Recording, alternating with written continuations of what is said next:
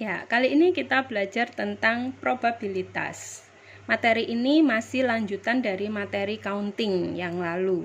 Ya, jadi yang lalu kita sudah mempelajari tentang beberapa definisi, kemudian apa itu permutasi, apa itu kombinasi, dan berbagai macam variasinya. Sekarang kita belajar tentang probabilitas. Apa itu probabilitas? Probabilitas adalah ukuran numerik tentang kemungkinan terjadinya suatu peristiwa. Ya, peristiwa itu yang kalau kemarin kita sebut istilahnya adalah kejadian, gitu ya. Jadi nilai dari probabilitas itu selalu terletak antara 0 sampai 1. Sekali lagi, probabilitas adalah kemungkinan terjadinya suatu peristiwa. Jadi kalau dia nilainya 0, berarti peristiwa itu tidak mungkin terjadi. Kalau nilainya 1, maka peristiwa itu pasti terjadi. Sementara kalau nilainya di antara 0 dan 1, ya bisa kita lihat seberapa besar, seberapa dekat dia ke 0 atau seberapa dekat dia ke 1, itu yang menyatakan seberapa mungkin kejadian itu akan terjadi, gitu ya. Jadi kalau persis di setengah gitu, maka dia antara terjadi dan tidaknya kemungkinannya sama. Kemudian ya, ini beberapa contoh gitu ya. Kalau kita lihat ramalan sebelum kita keluar, sebelum kita beraktivitas, kita lihat dulu ramalan cuaca yang menyatakan bahwa probabilitas terjadi hujan hari ini di kota kita tuh kurang dari 5% gitu ya. Maka pasti kita akan keluar nggak pakai bawa payung, nggak pakai bawa jas hujan gitu, karena probabilitas terjadinya hujan kecil sekali. Ya, notasinya kita bisa pakai huruf P gitu ya. Jadi ini membacanya probabilitas terjadinya XI. Di ini menyatakan probabilitas suatu titik sampel terjadi. Kalau dia cuma satu titik sampel, ya berarti probabilitasnya pasti 1 per banyaknya anggota ruang sampel itu. Nah, untuk setiap titik sampel dalam sebuah ruang sampel gitu ya, nilai probabilitasnya pasti antara 0 sampai 1. Sementara kalau kita jumlahkan probabilitas dari semua titik sampel dalam sebuah ruang sampel, maka jumlahannya pasti 1. Ya, kemudian kalau probabilitas dari sebuah titik sampel gitu ya, jadi dari satu titik sampel, sementara ini kalau ini adalah probabilitas dari suatu peristiwa atau suatu kejadian atau suatu event gitu, yang kemarin kita simbolkan dengan huruf A besar gitu ya. Jadi probabilitas terjadinya A itu adalah banyaknya, ingat A atau kejadian itu adalah himpunan bagian dari ruang sampel. Jadi probabilitas terjadinya A itu adalah banyaknya anggota A dibagi sama banyaknya anggota ruang sampel. Yang untuk menyederhanakan biasanya kita notasikan sama N kecil dan N besar. N besar ini yang banyaknya anggota ruang sampel, N kecil itu banyaknya anggota kejadian A. Nah, sifat-sifatnya Anda lihat ya, ini karena kejadian itu adalah selalu himpunan bagian dari ruang sampel, maka banyaknya anggota sebuah kejadian kan tidak mungkin melebihi banyaknya anggota ruang sampelnya. Jadi N dibagi N besar ini kemungkinannya paling kecilnya adalah 0 kalau peristiwa itu tidak ada di dalam ruang sampel itu gitu ya, dan paling besarnya, nilai paling besarnya adalah kalau himpunan bagiannya atau peristiwanya ini adalah seluruh ruang sampelnya itu. Jadi paling besarnya adalah kalau dia nilainya 1. Kalau ini N kecil sama dengan N besar, kan pecahannya ini nilainya jadi 1. Jadi untuk semua peristiwa probabilitasnya pasti terletak antara 0 sampai 1. Kemudian kalau kita jumlahkan probabilitas dari seluruh ruang sampel, itu hasilnya pasti 1. Sementara ini yang sifat yang terakhir, probabilitas dari himpunan kosong itu 0. Jadi himpunan kosong itu maksudnya ya, kalau Anda ingat kalau saya punya himpunan S gitu ya, himpunan bagiannya S yang pasti adalah himpunan bagiannya S itu kan himpunan kosong sama S-nya sendiri gitu. Ini kan pasti himpunan bagian dari S juga pasti himpunan bagian dari S. Jadi kalau probabilitas S-nya itu 1, probabilitasnya himpunan kosong itu 0. Ini udah pernah kita pelajari di teori himpunan. Kemudian ada 3 aturan dalam probabilitas. Aturan pertama, untuk 2 peristiwa sembarang, probabilitas A union B itu adalah probabilitas A ditambah probabilitas B dikurangi probabilitas A irisan B. Mungkin Anda cukup familiar dengan aturan ini. Kita pernah belajar ini di prinsip inklusi dan eksklusi waktu kita belajar himpunan ya. Ini contohnya, misalnya ada tungku pemanas yang membutuhkan listrik dari 2 power supply A dan B. Probabilitas power supply A rusak itu 2/3, sementara probabilitas power supply B rusak itu 4/9. Probabilitas keduanya rusak itu berarti probabilitas, jadi kalau kita definisikan gitu ya, kejadian A itu adalah power supply A rusak. Kejadian B itu adalah power supply B rusak. Nah, berarti ini ya, probabilitas terjadinya A itu 2/3 karena ini, probabilitas terjadinya B 4/9, dan probabilitas keduanya rusak itu kan berarti A irisan B, terjadi dua-duanya, A rusak, B rusak, itu 1/4. Nah, Anda ditanya berapa probabilitas paling sedikit 1 power supply rusak. Paling sedikit 1 itu kan bisa A saja rusak, atau B saja rusak, atau mungkin keduanya rusak bareng-bareng. Nah, itu berarti Anda ditanya probabilitas A union B. Pakai rumus ini berarti probabilitas A ditambah probabilitas B dikurangi probabilitas A irisan B. Ya, pecahannya bisa Anda hitung sendiri. Kemudian aturan yang kedua, untuk 2 peristiwa yang saling lepas nggak ada irisannya, maka PA union B sama dengan PA ditambah PB. Ya, tentu saja toh kan nggak ada irisannya. Jadi, ini mungkin contohnya sudah jadul banget gitu ya. Anda mungkin generasi yang tidak tahu apa itu disket gitu ya. Disket itu media penyimpanan zaman dulu gitu, sebelum kita mengenal USB dan kawan-kawan itu. Jadi ada kemasan isinya 6 disket, 4 disket, dan 3 disket. Maksudnya 6 disket A, 4 disket B, 3 disket C gitu ya. Kalau diambil satu, jadi kalau nggak bisa bayangin disket itu apa, ya bayangkan aja bola gitu ya. Ini ada 6 bola A, 4 bola B, 3 bola C. Seseorang ambil 1 bola secara acak, berapa probabilitasnya terambil 1 B atau 1 C? Nah, ini kan kalau saya cuma ngambil 1 kan tidak mungkin saya akan dapat 1 bola yang sekaligus B dan C gitu kan, nggak mungkin gitu. Jadi antara terambilnya B dan C itu, probabilitas terambilnya B dan C itu 0. Peristiwa terambilnya disket B sama disket C itu tidak saling berhubungan. Di probabilitas terambil B atau C ya tinggal dijumlahkan saja. Probabilitasnya B ini tadi kan ada 6A, 4B, 3C. Berarti ini kalau saya jumlahkan totalnya di dalam kemasan itu ada 13. Ini adalah ruang sampelnya, ini N-nya. Kalau saya ambil 1, probabilitas terambilnya B kan berarti B-nya ada 4 dari 13. Jadi probabilitas terambilnya B itu 4/13. Sementara C-nya ada 3 dari 13, jadi probabilitas terambilnya C 3/13.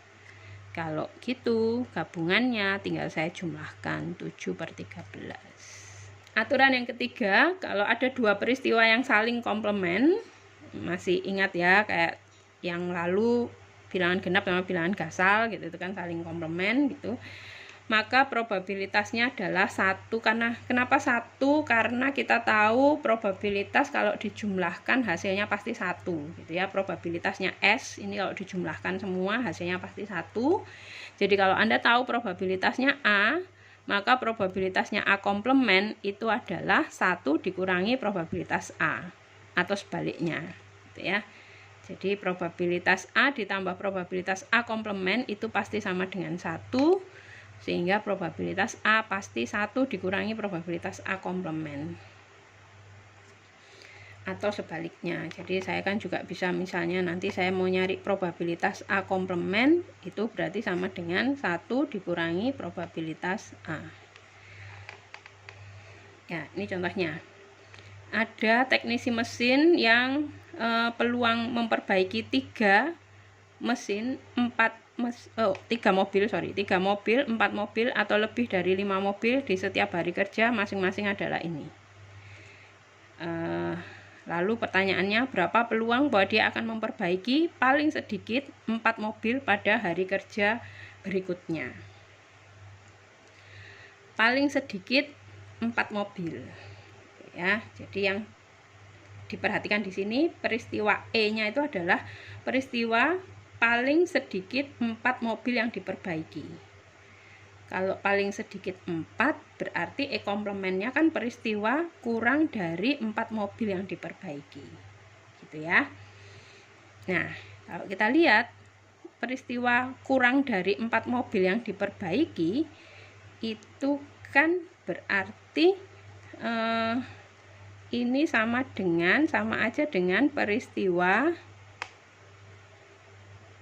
memperbaiki persis 3 mobil. Karena di cerita ini nggak pernah diceritakan bahwa dia memperbaikinya bisa kurang dari 3 gitu. Nah, paling sedikit dia memperbaiki 3 persis, memperbaiki 4 persis, atau lebih dari 5. Jadi kalau ditanya berapa peristiwa paling sedikit 4 mobil yang diperbaiki, ini kan berarti kalau saya buat X gitu,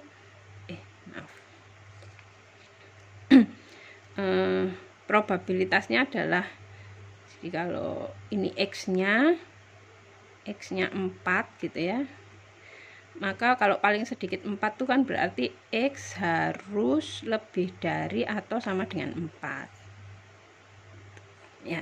Nah, lebih dari atau sama dengan 4 itu sama aja dengan 1 saya kurangi dengan probabilitas dia memperbaiki kurang dari 4. Nah, memperbaiki kurang dari 4 dalam kasus ini berarti dia cuma memperbaiki 3. Dia memperbaiki 3, probabilitasnya berapa? Probabilitasnya 0,42. Jadi 1 dikurangi 0,42 atau 0,58. Tuh. Ya. Oke, terus ya ini contoh berikutnya. Misal kita bermain dengan kartu, satu set kartu itu ada 52 kartu gitu ya. Dari 52 kartu itu ada 4 gambar gitu kan. Sehingga kalau 52 saya bagi 4, masing-masing gambar itu ada 13. Jadi ada 13 kartu hati. Kemudian 13 itu kan lain-lain tuh, mulai dari as, 2, 3, 4, 5, 6, 7, 8, 9, 10, jack, queen, king gitu ya. Nah, berarti ada 4 kartu king, karena berarti nanti ada king hati, ada king clover, king scope, king apalagi satunya diamond gitu ya.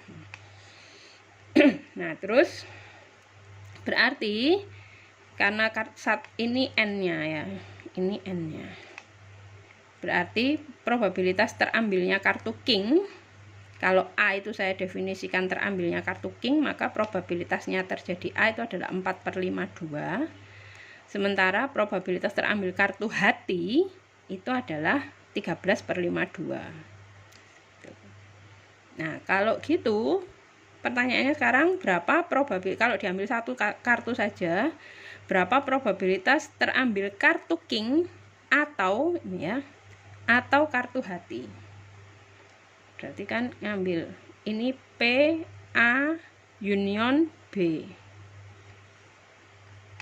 Nah, P A union B itu karena ada irisannya kan saya bisa saja ambil satu kartu dan ternyata dapat king hati gitu. Nah, ini yang B. King hati itu berarti sama aja dengan ditanya probabilitas A irisan B. Dari satu set kartu bridge, kartu king hati itu kan cuma satu. Berarti ini 1/52. Nah, kalau gitu yang ini dengan aturan yang pertama tadi, ini kan sama dengan probabilitas A ditambah probabilitas B dikurangi probabilitas A irisan B. Jadi 4/52 ditambah 13/52 dikurangi 1/52. Hasilnya jadi 16/52. Tuh ya. Nah, terus ini beberapa latihannya Anda tahu ya, dikurangi beda setangkup, ini diingat-ingat lagi teori himpunannya ya. Silahkan dicoba latihan-latihannya. Kemudian ya, saya lanjutkan ke probabilitas bersyarat. Probabilitas bersyarat itu apa? Gini ilustrasinya, Mas. Kita pakai contoh kartu saja supaya masih ingat tadi barusan gitu ya. Kartu bridge atau kartu remi itu ada 52. Diambil secara acak satu kartu. Ya.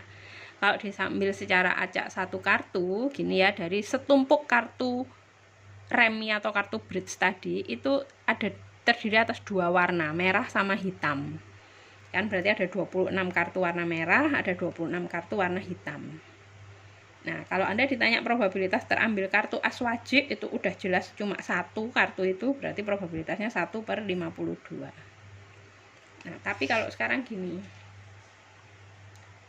diambil satu gitu ya, tapi udah diketahui kalau kartu yang terambil itu warnanya merah. Nah, berapa probabilitas bahwa kartu tersebut adalah as wajib? Jadi, dari setumpuk kartu tadi, udah tahu duluan warnanya itu merah dulu. Wajib warnanya merah ya. Jadi yang warna merah ada dua. Yang warnanya hitam juga ada dua. Ya. Nah, ini wajib yang kayak gini. Terus, kalau udah diketahui kartu yang terambil tadi warnanya merah, berarti kan sekarang semesta pembicaraan kita itu tidak 52 kartu, tapi semesta pembicaraan kita cuma 26 kartu, soalnya cuma yang warna merah aja gitu. Jadi ada ruang sampel yang baru, yaitu 26 kartu yang warna merah. Kita udah nggak lihat yang warnanya hitam. Nah, kalau ditanya berapa probabilitas bahwa kartu yang terambil itu adalah as wajib, maka probabilitasnya sekarang 1/pernya tidak lagi 52 tapi per 26, karena ini cuma ada 26 kartu warna merahnya. Jadi maksudnya gini ya, tadi udah diketahui duluan kartunya warnanya merah. Ya, maka probabilitas terambil as wajib jika sudah diketahui kartu yang terambil warnanya merah itu adalah 1/26. Nah, ini yang disebut dengan probabilitas bersyarat, karena peristiwa A itu sebelumnya sudah diketahui bahwa terjadi peristiwa B.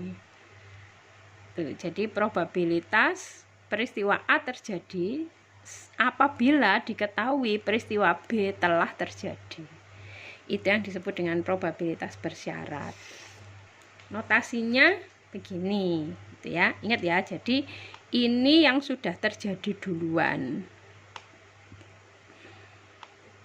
Ini syaratnya, gitu ya.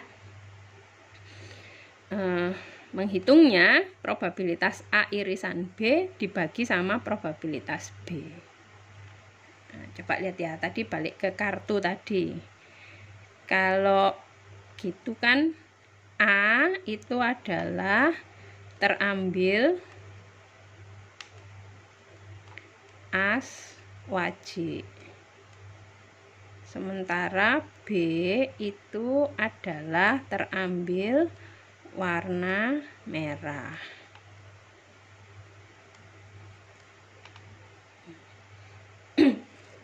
Kalau tadi probabilitasnya A terambil as wajik itu kan dari seluruh tumpukan kartu harusnya 1/52. Kemudian kalau probabilitas terambilnya yang warna merah itu ada kartu warna merahnya ada 26, jadi 26/52. Nah, sementara probabilitas A irisan B gitu ya, terambil as wajik dan warna merah ya kan, dia pasti warnanya merah gitu ya, itu adalah 1/26. Ya, jadi kalau kita kembali ke contoh tadi, kejadian A itu adalah peristiwa terambilnya as wajik, probabilitasnya kan 1/52 karena cuma ada satu kartu as wajik. Sementara kejadian B itu adalah terambilnya kartu warna merah. Karena kartu warna merah ada 26, berarti probabilitas B itu adalah 26/52. Sementara Anda tahu kalau as wajik itu warnanya pasti merah. Berarti kejadian A itu kan himpunan bagian dari kejadian B. Gitu. Sehingga probabilitas A irisan B itu akan sama dengan probabilitas A, yaitu 1/52 ini harusnya. Tuh, ya. Sehingga probabilitas terambil kartu as wajik jika sebelumnya sudah diketahui bahwa yang terambil adalah kartu warna merah itu adalah 1/52 dibagi sama probabilitasnya B itu 26/52. Di hasilnya 1/26. Begitu penjelasannya ya. Nah, kayak gini, ini gambarnya disket yang tadi ya. Ini gambar disket, ini CD gitu. Mungkin Anda generasi yang sekarang sudah nggak pernah tahu media penyimpanan seperti ini gitu ya. Tapi oke, kita bayangkan saja ini ada CD, ada disket, dan ini kondisinya baik dan rusak gitu ya. CD yang baik ada 460, CD yang rusak ada 40, disket yang baik ada 140, disket yang rusak ada 260. Nah, kalau Anda sekarang ditanya, berarti ini jumlah total media penyimpanannya ada 900, 500 CD, 400 disket, 600 baik, 300 jelek.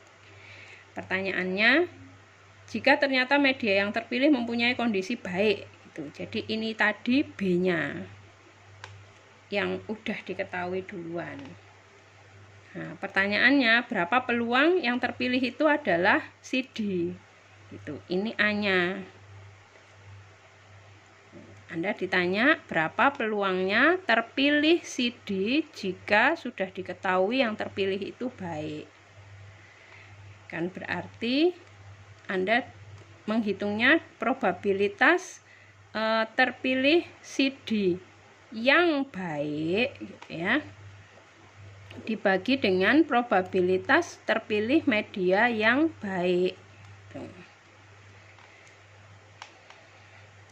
Probabilitas CD yang baik, CD itu ini CD yang baik ada 460, jadi yang ini adalah 460/900, sementara media yang baik itu ini 600, jadi ini 600/900. Kalau gitu peluangnya terpilih CD jika diketahui kondisinya adalah yang baik adalah 460/600 atau 46/60. Tuh, itu probabilitas bersyarat. Ya, sudah saya jelaskan sebelumnya ya. Berikutnya kejadian independen atau independent event gitu ya. Jadi A dan B itu kejadian yang independen jika probabilitas A tidak berubah dengan adanya kejadian B gitu. Atau probabilitas A jika B terjadi duluan itu sama saja dengan probabilitas A, atau sebaliknya probabilitas B jika A terjadi duluan itu sama dengan probabilitas B. Nah, kalau dua kejadian saling independen, maka probabilitas A irisan B itu menjadi sama dengan probabilitasnya A dikalikan dengan probabilitas B. Baik, sebagai contoh, perhatikan kasus berikut. Ada sebuah survei yang melibatkan 500 responden tentang perilaku konsumen di kota besar. Nah, hasilnya bisa kita lihat di tabel ini. Kemudian, ya, misalkan kita definisikan kejadian A itu adalah terpilihnya responden laki-laki.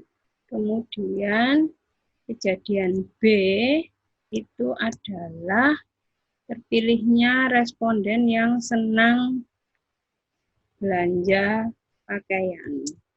Dari dua kejadian ini, kalau kemudian kita mau menyelidiki apakah kejadian terpilihnya responden laki-laki dan kejadian terpilihnya responden yang senang belanja pakaian itu adalah dua buah kejadian yang independen, maka seharusnya yang kita buktikan adalah probabilitas A irisan B itu akan sama dengan probabilitas A dikalikan dengan probabilitas B. Seharusnya begitu. Nah, sekarang kita lihat dulu probabilitas A itu kan berarti probabilitas terpilih responden laki-laki. Kalau kita perhatikan di sini jumlah responden laki-lakinya ada 240, sedangkan total respondennya ada 500. Berarti probabilitas terpilihnya responden laki-laki adalah 240 per 500.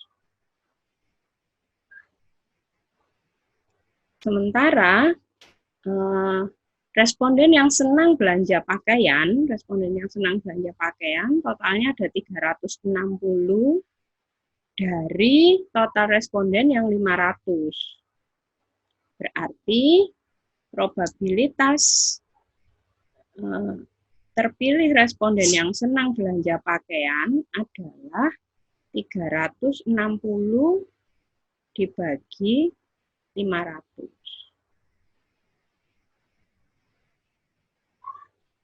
Nah, sementara kalau kita perhatikan probabilitas responden yang probabilitas A irisan B kan artinya probabilitas responden laki-laki yang senang belanja pakaian.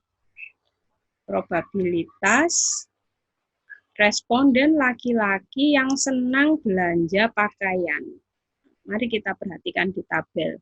Responden laki-laki yang senang belanja pakaian itu jumlahnya 136. Berarti probabilitasnya adalah 136 per 500. Nah, kalau Anda perhatikan, 136 per 500 ini tentunya tidak sama dengan 240 per 500 dikalikan dengan 360 per 500.